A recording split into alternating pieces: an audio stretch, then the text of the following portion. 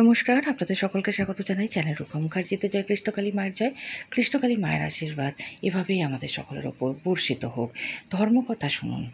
মঙ্গলা দেবী একটা কথা খুব ভালো বলেন যে মাঝে মাঝে ধর্মকথা শুনবেন। আর আপনাদের যদি নাও বা ইচ্ছা হয় না, যারা ওই যে ইউটিউবের ও প্রান্তে রয়েছেন তাদের জন্য হলেও আমাকে বলতে দিন। আর এই কথাটি খুব গুরুত্বপূর্ণ, কেননা যারা ভক্ত রয়েছেন তারা কিন্তু সত্যিই মঙ্গলা দেবীর মুখ থেকে কিছু ধর্মকথা, কিছু জ্ঞানের কথা শুনতে খুব পছন্দ করেন। তো উনি যেটা বলছেন সেটা শোনা জরুরি। শুধু এই জন্য নয় যে উনি বলছেন, তিনি মায়ের কথা বলছেন, তাই মাকে মান্য করুন, এবং যারা ভক্তরা আসতে পারেন না তাদের কথাটাও বিবেচনা করুন এবং সেটা বুঝে নিয়ে একটু চুপ করে কি বলছেন মঙ্গলা দেবী ধর্মের কথা, জ্ঞানের কথা, সেগুলো একটু শোনার চেষ্টা করুন। আমি জানি প্রায় দিনই ওনার কথা রিপিট হয়ে যায়, তবুও জানেন তো, বারবার খারাপ কামনা করলে যেমন সেই খারাপটা ম্যানিফেস্ট হয়ে যায়, সেই রকমই বারংবার একই ভালো কথা বলে গেলে সেই ভালো জিনিসটাও ম্যানিফেস্ট হয়ে যায়। হ্যাঁ, অনেকে বলেন যে তাদের নজর লেগে যায়, কিন্তু না, আপনি তো এটা ম্যানিফেস্টেশন করছেন। মঙ্গলা দেবী এই যে বারবার বলছেন, ভক্তরা প্রতিদিন শুনছেন, এতে কিন্তু ভালো কোনো একটা জিনিস ম্যানিফেস্ট হয়ে যাচ্ছে। তাই কথাটা শুনুন, ধর্ম কথাটা শোনা সত্যিই জরুরি। আমি সকল ভক্তদের নিকট করজোড়ে আবেদন করছি, আসুন শুনে নিই মঙ্গলা দেবী এই বিষয়ে ঠিক কী বলেছেন। তবে তার আগে আপনাদের কাছে অনুরোধ, ভিডিওটি ভালো লাগলে অবশ্যই লাইক, শেয়ার, কমেন্টস করবেন, চ্যানেল সাবস্ক্রাইব করে পাশে থাকবেন আর মেম্বারশিপটি নিয়ে নেবেন। আশীর্বাদ দেবো না, প্রণাম করলে আমি আশীর্বাদ দেবো না। সবাইকে নিয়ম একটাই থাকবে, প্রণাম কেউ করবেন না। তাহলে অন্য ভক্তরা কি ভাবে, ও মা ওনার প্রণাম নিচ্ছে, আমার নেবে না? তাই আমার কাছে সকল সন্তান সমান, কেউ আমাকে প্রণাম করবেন না, মাকে প্রণাম করুন। একটা কথা বারবার বলি, যেমন কর্ম তেমন ফল। আমি যা কর্ম করব আমাকে সেই ফল ভোগ করতেই হবে।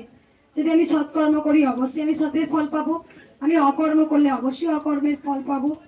তাই আমি বারবার বলবো যে গোটা পৃথিবীর সন্তানদের তারা হরিনাম করুক, কৃষ্ণ নাম মুখে আনুক, সৎ পথে আগেই চলুক, কেউ অকর্ম না করুক, অকর্ম, অধর্ম, কুকর্ম কেউ যেন না করুক।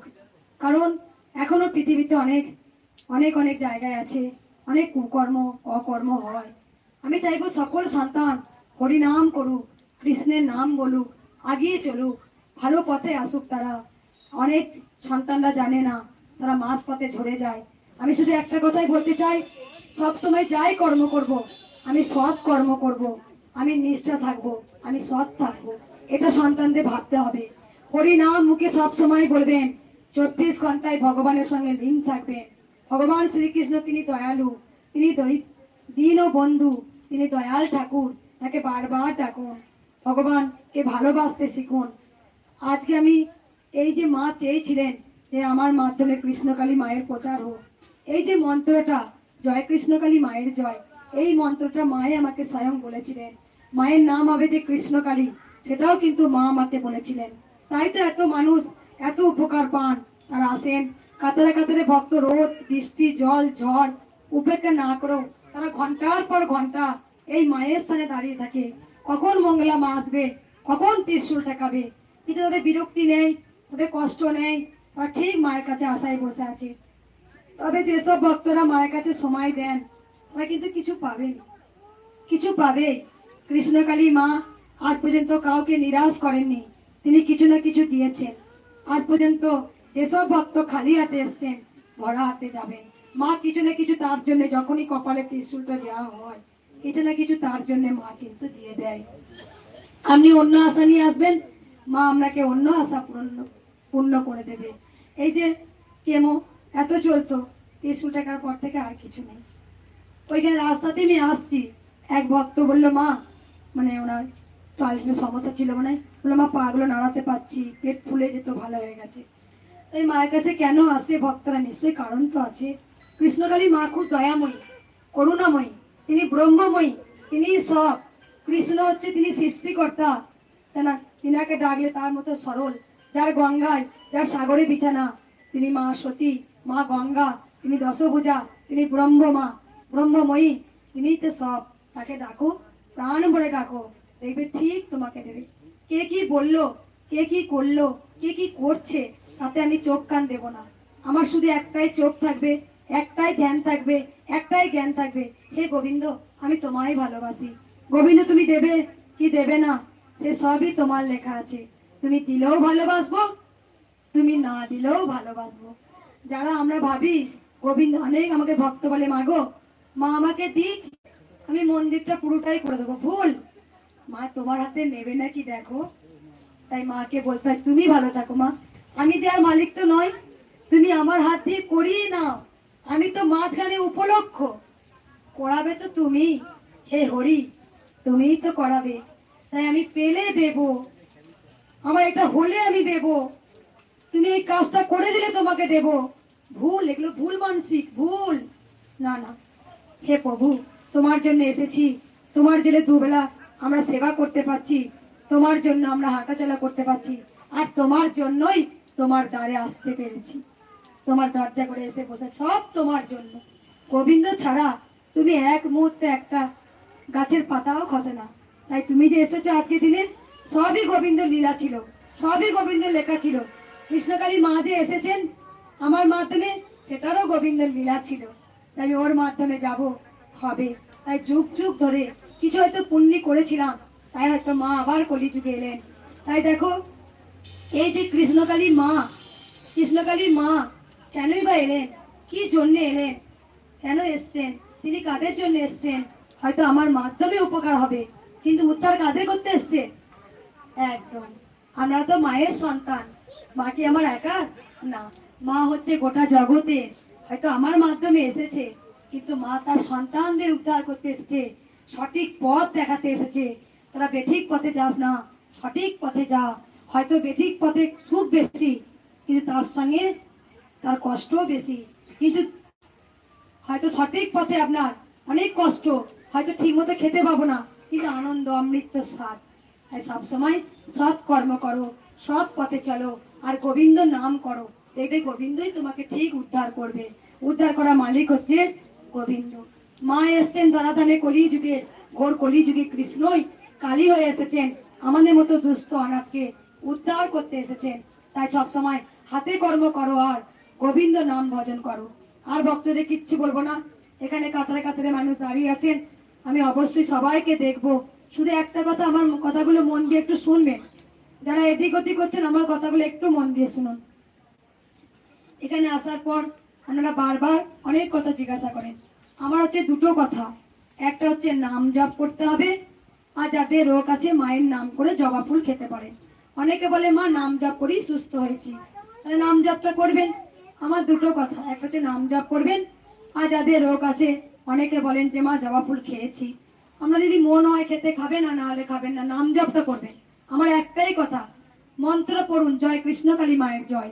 হলো এই যে আমরা আলতা সিঁদুর, পিছন থেকে যারা আছেন আমার কথাগুলো একটু মন দিয়ে শুনবেন, সবাই চুপ করবেন একটু। আলতা সিঁদুর, ধূপকাঠি, মোমবাতি কেউ নষ্ট করবেন না। আলতা সিঁদুর বাড়িতে সদবা মায়েরা পড়বেন, আমি বলছি পড়তে পারবেন। আলতা মা বলেনি ফেলে নষ্ট কর, মায়ের জন্য কিনেছেন তো পড়বেন। আমি বলছি অনেক কাজ হয় দেখবেন। সিঁদুরটা পড়বেন, আলতা পড়বেন, মা বলেনি নষ্ট করতে।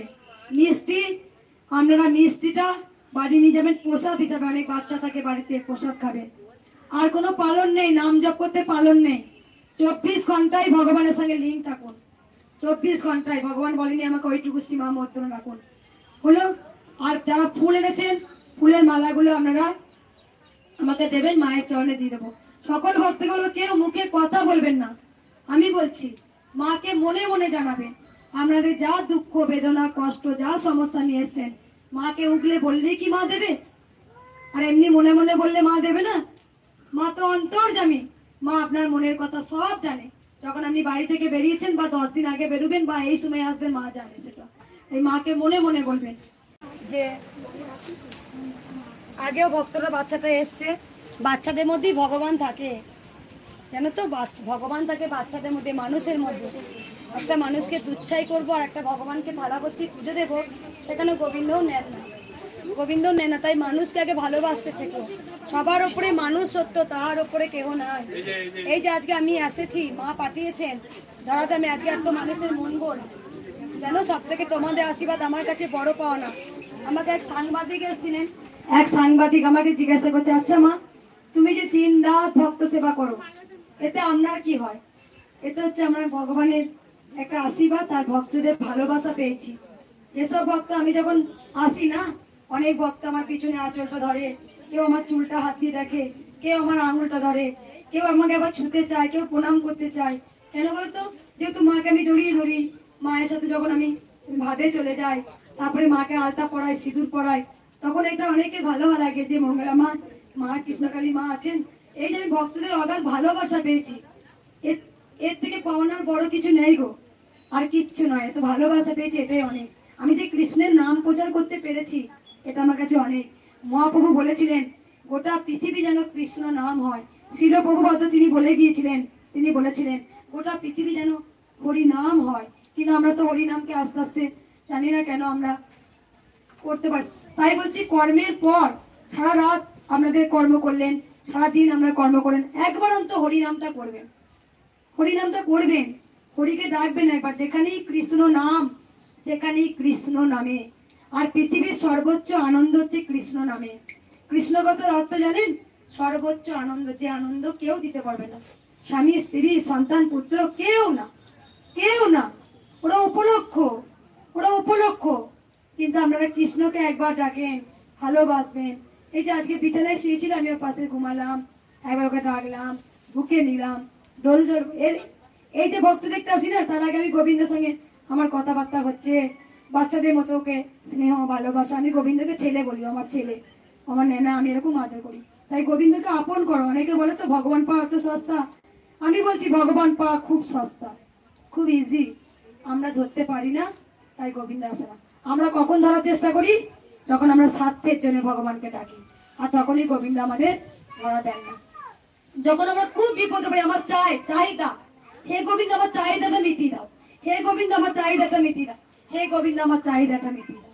আর তখনই আমাদের গোবিন্দ আমাদের কাছ থেকে অনেক দূরে সরে যায়। কিন্তু আমি কি করি? আমার আপনাদের সঙ্গে আমি কেন আলাদা হয়ে গেছি? বলছে না, তুমি খেয়েছো বেটা, তোমাকে জলদি করতে হবে বেটা, তুমি ঘুমিয়েছো বেটা। এটাই হচ্ছে কৃষ্ণের প্রতি প্রেম, কৃষ্ণের প্রতি ভালোবাসা। স্বার্থ থাকলে গোবিন্দ সেই বোঝা নিতে পারে না, চলে যায়। তাই গোবিন্দকে ভালোবাসার বন্ধনে বাঁধতে হয়, তবেই গোবিন্দ ধরা দেন। তাই সবসময় গোবিন্দর প্রেমে বিভোর হন। আমরা ছেলের কথা চিন্তা করছেন, আঘাত আপনাকে দেবে। আমরা স্ত্রীর কথা চিন্তা করছেন, আঘাত দেবে। আপনি আপনার স্বামীর কথা চিন্তা করছেন, আঘাত দেবে, যে কোনো অজুহাতে দেবে। কিন্তু আপনি আপনার গোবিন্দ জন্য কাঁদছেন, যখন বিপদে পড়বে গোবিন্দই আপনাকে তুলে ধরবে, গোবিন্দ আঘাত দেবে না। সে আপনাকে বিপদের সময় অনেক কিছু ইঙ্গিত দেবে, বোঝাবে, ভালোবাসবে। তাই গোবিন্দকে প্রেম করতে হলে গোবিন্দের সাথে করুন। যিনি কৃষ্ণ, তিনি কালী। অবশ্যই সংসার ধর্ম পরম ধর্ম। সংসার ধর্ম মতো বড় ধর্ম আর পৃথিবীতে কিচ্ছু নেই। সংসার ধর্ম করো তোমরা, কিন্তু তার সঙ্গে গোবিন্দকে ডাকো, দেখবে গোবিন্দ তোমাদের সঠিক পথ দেখাবে। ভালো লেগেছে গোবিন্দের কথা শুনতে?